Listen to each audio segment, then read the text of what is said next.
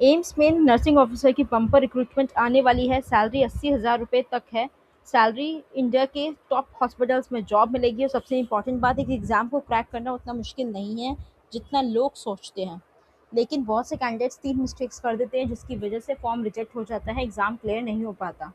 इस वीडियो में मैं आपको एम्स नॉर्सेट 10th रिक्रूटमेंट 2026 की कंप्लीट डिटेल्स बताने वाली हूँ। वैकेंसीज़ कितनी हैं, एलिजिबिलिटी क्या है, सैलरी कितनी मिलेगी, एग्ज़ाम पैटर्न क्या है और सिलेक्शन आपका कैसे होगा। इस वीडियो को एंड लास्ट तक बिल्कुल ज़रूर देखें क्योंकि एंड में मैं आपको एक प्रिपरेशन स्ट्रैटेजी भी शेयर करूँगी। Hello friends, welcome to my channel exam join portal. यहाँ हम latest government job notifications, vacancy updates और एग्ज़ाम स्ट्रैटेजी सबसे पहले लेकर आते हैं। और अगर आप इस गवर्नमेंट जॉब की तैयारी कर रहे हैं तो चैनल को सब्सक्राइब ज़रूर कर लेना क्योंकि यहाँ आपको डेली नई वैकेंसीज़ की इन्फॉर्मेशन मिलती है। सबसे पहले समझते हैं एम्स नॉर्सेट क्या होता है। नॉर्सेट का फुल फॉर्म होता है nursing officer recruitment common eligibility test. इस एग्ज़ाम के थ्रू एम्स के डिफरेंट इंस्टीट्यूट्स में नर्सिंग ऑफिसर की रिक्रूटमेंट होती है। इसका मतलब ये है कि एक ही एग्ज़ाम के थ्रू आपको मल्टीपल एम्स हॉस्पिटल में जॉब्स मिल सकती हैं। इंडिया में एम्स के कई इंस्टीट्यूट्स हैं जैसे AIIMS Delhi, AIIMS Bhopal, AIIMS Jodhpur, AIIMS Rishikesh, AIIMS Patna, AIIMS Raipur और इन्हीं सब इंस्टीट्यूट्स में नर्सिंग ऑफिसर की पोस्ट फिल की जा रही है। अब बात करते हैं एम्स नॉर्सेट 10th वैकेंसी डिटेल्स की। ऑफिशियल नोटिफिकेशन में जो वैकेंसीज आई है ये प्रीवियस वैकेंसी से ज़्यादा आई है। पहले नॉर्सेट एग्ज़ाम्स में जो वैकेंसी फिल हुई थी वो थोड़ी कम हुई थी। इसलिए अगर आपके पास ये मौका बहुत अच्छा है, अगर आप नर्सिंग बैकग्राउंड से हो और ये आपके लिए गोल्डन अपॉर्चुनिटी हो सकती है क्योंकि एम्स में जॉब मिलना मेडिकल फील्ड में सबसे बेस्ट गवर्नमेंट जॉब में से एक माना जाता है।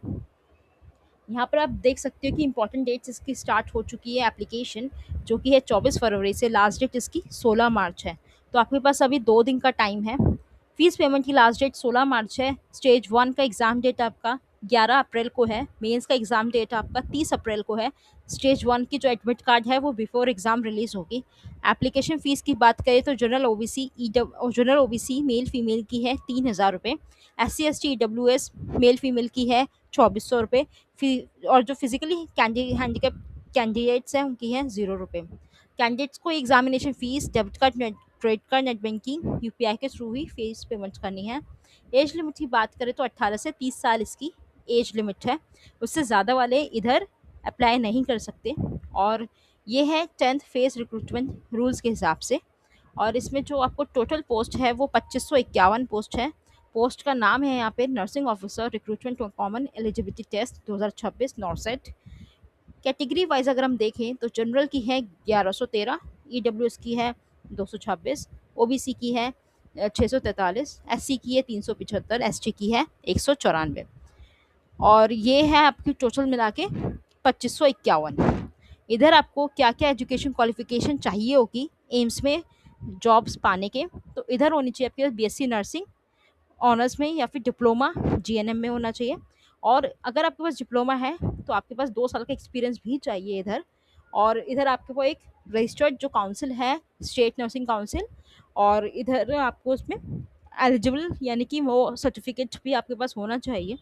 और आपके पास स्टेनो और टाइपिंग नॉलेज भी होनी चाहिए। तो इधर गाइस देख लो, ये जो क्राइटेरिया है, आपको डिप्लोमा है अगर आपके पास जीएनएम में और आपके पास 2 साल का एक्सपीरियंस है तो आप एलिजिबल हो। अगर आपके पास बीएससी नर्सिंग है और 2 साल का वो स्टेनो और टाइपिंग नॉलेज है तो भी आप एलिजिबल हो। यहाँ पर आप देख सकते हो मोड ऑफ सिलेक्शन रहेगा stage 1 pre CBT test. CBT का मतलब होता है कंप्यूटर बेस्ड टेस्ट। स्टेज 2 में रहेगा मेन सीबीटी टेस्ट और इधर कोई भी इंटरव्यू नहीं है। आप कैसे अप्लाई करोगे वो देख लो। ऑनलाइन अप्लाई करोगे तो उसका ये जो लिंक है ये एम्स की वेबसाइट है। इसके अलावा कोई और वेबसाइट पे लिंक बिल्कुल भी मत क्लिक कर लेना, नहीं तो अपना ही नुकसान करोगे आप क्योंकि वो एप्लीकेशन रिजेक्टेड होगी। इधर आप देख सकते हो कि इसमें कम्प्लीटली आया हुआ है। और इसमें नर्सिंग ऑफिसर आप देख सकते हो रिक्रूटमेंट आया हुआ है नॉर्सेट का। नॉर्सेट 10th में है। और लॉगिन आपको सबसे पहले आपको अपना क्रिएट न्यू अकाउंट करना पड़ेगा। क्रिएट न्यू अकाउंट करके आप फिर उसके बाद लॉगिन करेंगे जिसमें आप अपना मोबाइल नंबर, ईमेल कंफर्म करा के जनरेट ओटीपी कराएंगे। फिर वेरिफिकेशन होगी। वेरिफिकेशन के बाद पर्सनल डिटेल्स भरी जाएगी। उसके बाद आपका पासवर्ड क्रिएट होगा। जैसे ही आपका पासवर्ड क्रिएट होगा, आपको अपनी पूरी डिटेल्स को फिल करनी है, और पूरी डिटेल्स को फिल करने के बाद इसमें आपको फ़ीस पेमेंट करनी पड़ेगी, और उसके बाद आपको एक पीडीएफ मिलेगा, उसको डाउनलोड करके रखना पड़ेगा, जिसमें आपके पास रजिस्ट्रेशन नंबर होगा और उसका पासवर्ड होगा जो भी है, और पूरी डिटेल्स होगी। जैसे ही आप फॉर्म को सबमिट करोगे, फीस कटेगी, उसके बाद ही आपका ये एलिजिबल माना जाएगा कि आप अब अपना एग्ज़ाम का वेट कर सकते हो। अगर आपकी फ़ीस नहीं कटी है, तो आप इधर एलिजिबल भी नहीं हो, आपको वो माना ही नहीं जाएगा, वो फॉर्म आपका एक्सेप्टेड। तो जब फ़ीस को कटवाना आपके लिए बहुत ज़रूरी है इधर। अब बात करते हैं हम सबसे इम्पोर्टेंट पार्ट जो कि है सैलरी की। सैलरी देखिए गाइस, इसमें इस जॉब का सबसे अट्रैक्टिव पार्ट है जो एम्स नर्सिंग ऑफिसर को मिलता है, पे लेवल 7। बेसिक सैलरी होगी इनकी 44,900, और जब इसमें अलाउंसेस ऐड होंगे ना तो आपको 90,000 सैलरी तक पहुंच जाती है आपकी। इसके अलावा मिलते हैं आपको DA, HRA, medical facility, government job security. इसलिए बहुत सारे कैंडिडेट्स एम्स नर्सिंग ऑफिसर को ड्रीम जॉब मानते हैं। यहाँ पर आप देख सकते हो कि इसमें एग्ज़ाम पैटर्न है सीबीटी टेस्ट, जिसमें होगा टोटल 100 क्वेश्चन, 100 नंबर के, टाइम मिलेगा आपको 90 मिनट्स का।